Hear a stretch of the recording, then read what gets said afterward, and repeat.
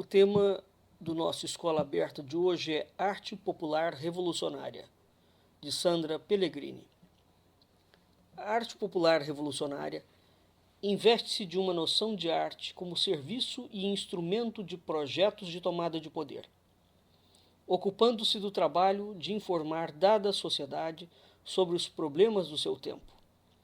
Vinculada às práticas políticas revolucionárias de linhagem marxista, essa acepção de arte remete ao contexto da valorização do engajamento e da eficácia da expressão artística, numa tentativa de estabelecer uma relação direta entre a produção cultural e as bases materiais da sociedade, mobilizando os segmentos proletários em torno da busca de soluções para os impasses políticos e econômicos por eles vivenciados.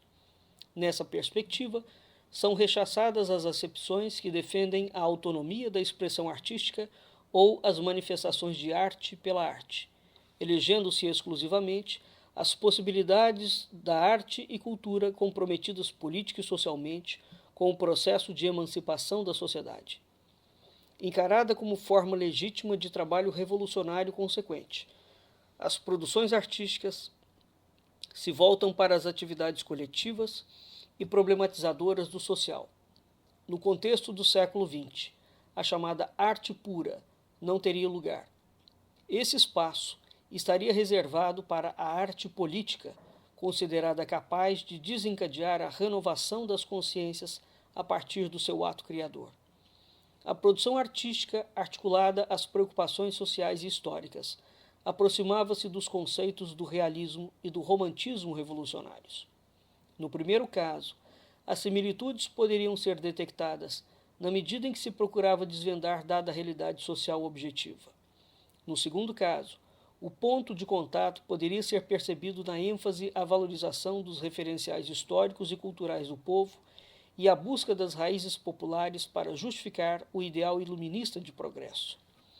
A concepção de arte popular revolucionária foi influenciada pelas formulações do realismo crítico de George Lukács ou de Bertolt Brecht, do neorrealismo insurgente no cinema italiano das décadas de 40 e 50 e do realismo socialista, centrado na proposta oficial da arte soviética nos anos 50.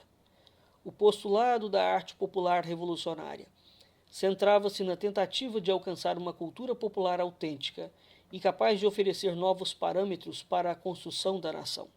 No entanto, a ênfase dada ao conteúdo em detrimento da forma não foi uma unanimidade no século XX. As proposições do poeta e dramaturgo Vladimir Mayakovsky encaminhavam-se no sentido de reafirmar que não haveria conteúdo revolucionário sem uma forma revolucionária.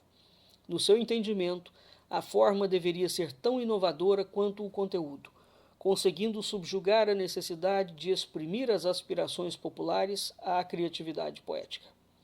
A renovação artística não implicava uma ruptura com as experiências acumuladas, visto que a forma nascia da própria história e em decorrência da necessidade do conteúdo revolucionário. A concepção de uma arte circunscrita ao campo das necessidades sociais e históricas constituiu-se, na dramaturgia, uma aproximação entre a concepção cênica anti-ilusionista de Piscator e o realismo de Brecht. A postura deste último foi absorvida como mediadora entre a arte política e a arte pura, pois, embora refutasse a primazia da discussão estética, propunha que não se descuidasse da forma. A sujeição da estética ao informativo utilitário tornou-se perceptível na fase inicial do teatro piscatoriano, anterior a 1925, para o qual a relação entre sociedade e indivíduo deveria constituir o eixo central da arte, coerente com seu tempo. Na tentativa de provocar uma transformação da consciência histórica do público pela identificação deste com os acontecimentos históricos, Piscator reconheceu o palco como espaço de realização de uma arte proletária e como instrumento de expressão da negação e repúdio frente à cultura dominante. Portanto, enquanto fonte para a dramaturgia, os postulados de Piscator iriam referendar uma arte proletária, pouco interessada nos experimentos estéticos. A absorção do teatro brechtiano no Brasil ocorreu predominantemente a partir de 1958, momento em que se iniciou a busca de uma maior consciência política do teatro nacional. Essa tendência, no entanto, firmou-se no decorrer da década seguinte, especialmente no teatro de arena e no oficina. Essas acepções de arte encontraram destacada ressonância no anteprojeto do Manifesto do Centro Popular de Cultura, CPC, órgão fundado em 1961 e articulado à União Nacional dos Estudantes, a UNE, que postulava no Brasil a urgência da elaboração de uma arte engajada, entendida como fator determinante no processo de emancipação gradual da sociedade e encarada como forma legítima de trabalho revolucionário. Embora o Manifesto do Centro Popular de Cultura tenha sido marcado pelas posturas políticas de Carlos Estevão Martins e de Ferreira Goulart, a tessitura de acirrada crítica à arte não comprometida desencadeou celeumas entre os próprios artistas que aderiram ao movimento. O ponto nodal das divergências centrava-se na primazia do condicionamento da arte à função revolucionária, julgando-se que isto podia ocorrer sem que o artista abdicasse do direito de criar e utilizar novas formas de expressão. Tal diferenciação de perspectiva entre os autores marcou os debates travados no interior do CPC, o Centro Popular de Cultura.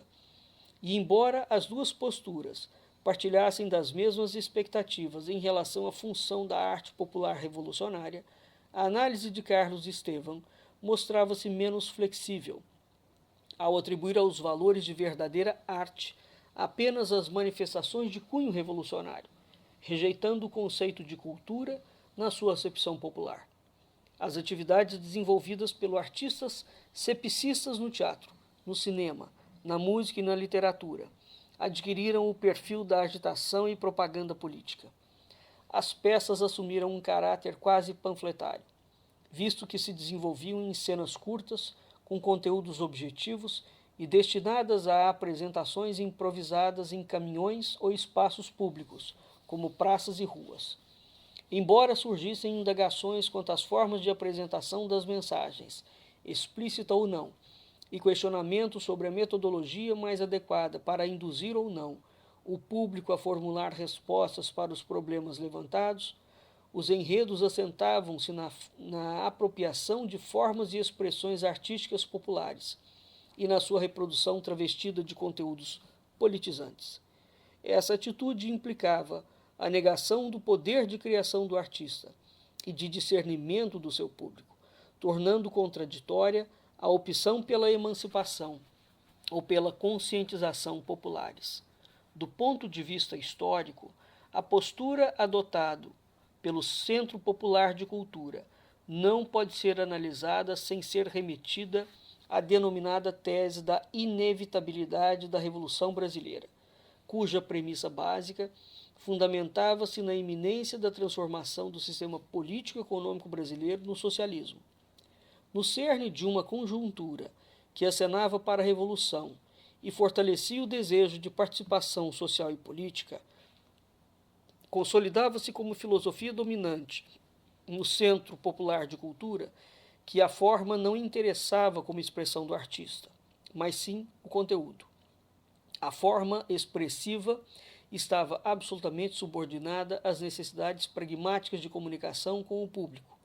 Na tentativa de atingir o universo do público popular, as peças produzidas pelo Centro Popular de Cultura primavam pelo teor informativo dos enredos e reportavam-se à utilização de expressões coloquiais, imitando a linguagem da população. São exemplos dessa disposição. Não tem imperialismo no Brasil, de Augusto Boal.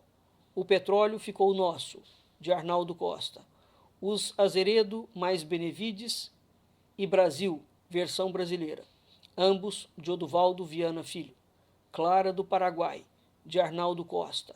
Guerra na Argélia, de Carlos Estevão Martins, entre outras. As atividades do CPC devem ser entendidas como expressão artística de um contexto específico da história do Brasil. Até o próximo Escola Aberta.